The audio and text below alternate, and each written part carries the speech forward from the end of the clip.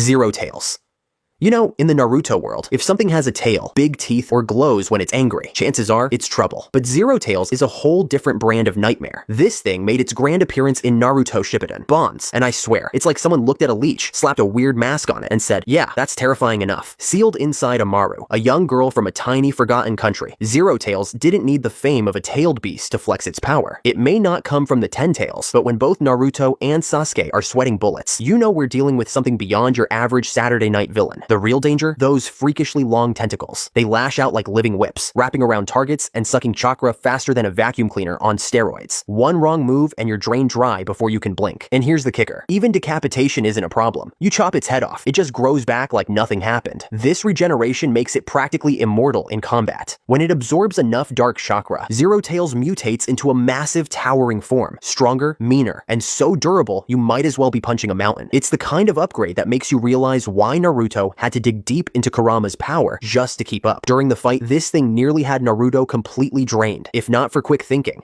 and the plot armor we all know and love. Both Naruto and Sasuke could have been dinner for this dark parasite. Konoha didn't take a direct hit from Zero Tails, but let's be honest, if this monster showed up near the village, it could take out entire squads of shinobi without breaking a sweat. The fact that it was sealed inside an unassuming girl only makes it scarier. You'd never see it coming until it's too late. I mean, who would have thought that a goofy-faced leech could hand Naruto such a beating? Zero Tails isn't some mindless beast. It's a shadow that clings, drains, and refuses to die. In short, if you see it, run. And if you can't run, well, hope you've got a Biju in your back pocket. Now, if you've made it this far, welcome to the amazing world of anime. This is the place for true fans like you, where we celebrate all the magic, action, and emotions anime brings to our lives. You've watched, you felt the hype, you've been lost in these beautiful fantasy worlds, but, have you hit that subscribe button yet? Right now, almost 90% of you are watching without subscribing. Just imagine, if everyone hits sub, we could build one of the strongest anime communities out there. So, go ahead, click that subscribe button right now, so you won't miss any new episodes, deep dive breakdowns, or awesome anime content coming your way. Thank you so much. Satori.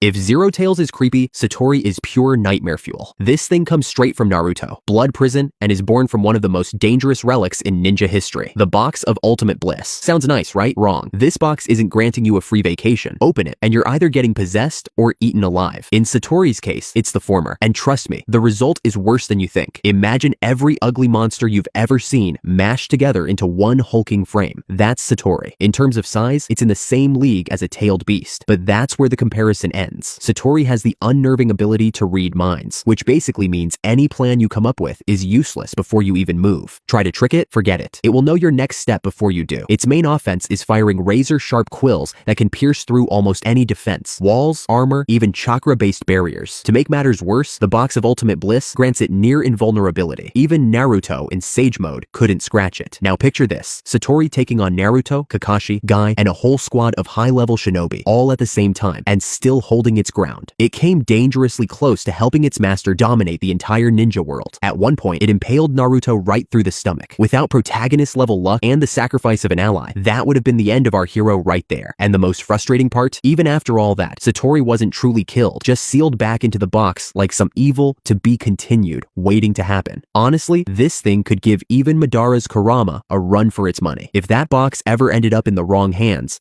we'd be looking at a total ninja apocalypse. Satori isn't just strong. It's the kind of opponent that makes every shinobi wonder if maybe staying home was the better option. Morio.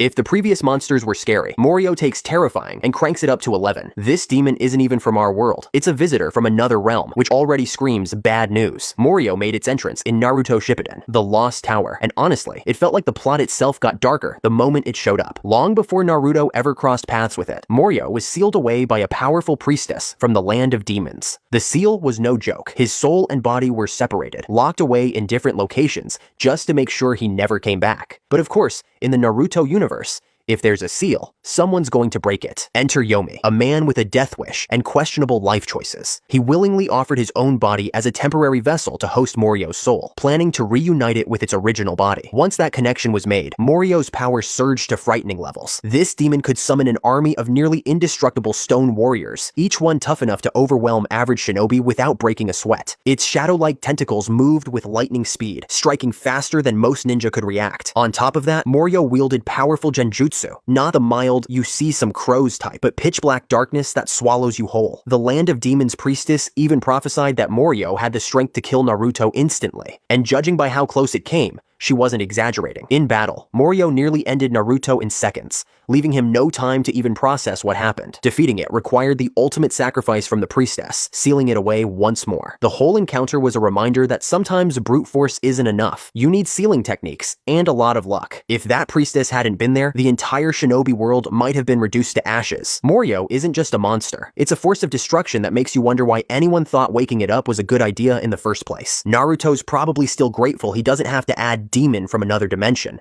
to his regular threat list. Chimera. Now, if Morio is ancient evil, Chimera is pure mad science. Or, well, mad ninjutsu. The twisted creation of Hiruko, a rogue ninja with a talent for breaking every rule in the book. Using his forbidden Chimera technique, Hiruko merged the abilities of his 3 loyal followers, Ichi, Ni, and San, into a single monstrous fusion. The result? A gigantic creature that looks like it crawled out of a nightmare and decided to set up shop in Konoha's worst day ever. This thing wasn't just big for show. It could unleash streams of fire hot enough to turn anyone into ash in seconds. And because it inherited multiple Kikei Genkai, its fighting style was absurdly versatile, switching between powerful elemental attacks like it was flipping through a move list. The combination made it a walking, burning fortress that could take on squads of shinobi head-on. The Chimera didn't just fight, it dominated. At one point, it had an entire generation of Konoha's ninja scrambling for their lives. Its sheer durability meant that normal attacks bounced off, and the more it fought, the more chaos it caused. The only reason it was stopped was because Hiruko himself began to run low on chakra. Once the energy link between him and the beast weakened, the Chimera's strength plummeted, giving the shinobi a slim chance to take it down. Make no mistake, if Hiruko had decided to make more of these things, Konoha wouldn't just be in trouble, it would be rubble. The Chimera was the definition of overkill, and it proved that in the wrong hands, forbidden techniques can create threats even the strongest heroes struggle to handle. Sometimes, the scariest monsters aren't the ones born from legend. They're the ones made by people who should never have been given power in the first place. Nueve.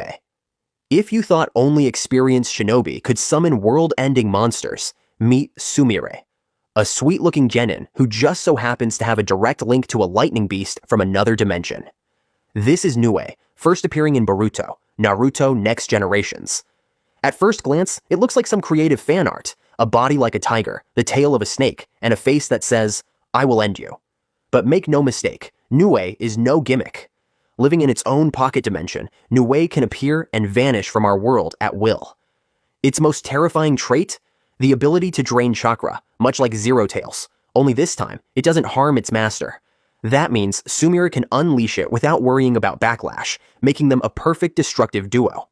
And let's not gloss over the scale of its power. Many compare its raw chakra reserves to Kurama's. On top of that, it has insane speed for something so large, able to close distance and strike before most shinobi can react. Nue's space-time abilities make it even harder to counter. In fact, Naruto himself had to hold back during its attack on Konoha. Not because he didn't want to fight, but because if he tapped into Sage Mode or Kurama's chakra, he risked getting drained dry. Imagine being so dangerous that the 7th Hokage decides to sit one out. In the chaos, Nue managed to wreak havoc in the village while still being under the control of a genin. Let that sink in. A rookie with a monster on par with a tailed beast is the kind of sentence that makes ANBU have sleepless nights. Honestly, Konoha should be counting their blessings that Sumire's on their side now. Because if she wasn't, well, let's just say the village walls would be purely decorative. Gedo statue. From the moment it appears in Naruto Shippuden, the Gedo statue feels wrong. Not just creepy sculpture, wrong. More like, this thing could end civilizations, wrong. It's actually the empty husk of the 10 tails after its chakra was split into the 9-tailed beasts. Without its chakra, you'd think it'd be harmless. Yeah. No. Even as a shell, it's one of the most dangerous entities in the series. The Akatsuki used the Gedo statue as their main sealing tool for capturing and storing the tailed beasts. But it wasn't just a fancy prison. It could drain chakra from living beings, and Biju alike with terrifying speed. Think black hole for energy levels of pulling power. It could also summon massive spectral dragon heads that rip the souls straight out of its targets. Once Nagato or Obito called on it, the battlefield changed instantly. Even Jinchuriki like Naruto and Killer Bee weren't safe. This statue wasn't just dangerous in the moment. It was the linchpin in reviving the Ten Tails itself, meaning every time it appeared, the entire shinobi world was one step closer to total annihilation. When Obito had it under his control, he tore through resistance, collecting Biju chakra like it was an afternoon errand. It's not flashy in the same way as some rampaging beasts, but make no mistake, Geto statue is pure concentrated threat. If Naruto hadn't stopped the plan in time, Konoha wouldn't even have been a memory. Gargantuan crab. Sometimes Naruto's enemies are terrifying because of their intelligence, their abilities, or their raw chakra. And then sometimes, it's just a giant crab the size of a small island. This massive crustacean appeared in the Three Tails appearance filler arc of Naruto Shippuden, episodes 89 to 112, as Orochimaru's personal sea monster, summoned to guard Isobu, the Three Tails. With armor that looked like it was made from reinforced concrete, this wasn't your average seafood. This was a full-blown aquatic tank. The gargantuan crab could generate massive waves, big enough to capsize ships and flood entire areas, just by swinging one of its colossal claws. That same claw could crush solid rock, flattening anything unlucky enough to get caught. Combine that with its natural armor, practically immune to standard attacks, and you've got a beast that's more fortress than animal. Even in terms of raw strength, it was considered on par with, or possibly stronger than, Isobu itself. When it appeared, the crab became a huge obstacle for Naruto and the Konoha team. Its sheer durability and ocean-based battlefield advantage slowed their mission to a crawl, giving Orochimaru and his allies more time to move forward with their plans. It took the combined efforts of multiple shinobi, working together to find openings in its defenses, just to take it down. Underwater combat was already a nightmare for most ninja, but throw in a monster that can create tsunamis, and you've basically got an unwinnable fight. If Naruto hadn't been around, the crab could have easily wiped out the entire task force, and maybe even given Konoha itself a very wet, very unpleasant day. Cheyenne. If most of these monsters are born of forbidden jutsu or ancient beasts, Cheyenne is powered by something even older, the legendary Stone of Gelel. Making its appearance in Naruto the movie, Legend of the Stone of Gelel, Cheyenne was a summoned creature infused with the raw, unstable energy of this ancient artifact. Just one look at it, and you'd know this wasn't something you'd want roaming free. Jagged, monstrous features, and an aura that screamed, "Extinction Event." The Gelel Stone gave Sheen the power to unleash massive, devastating explosions, capable of wiping out entire regions in a single blast.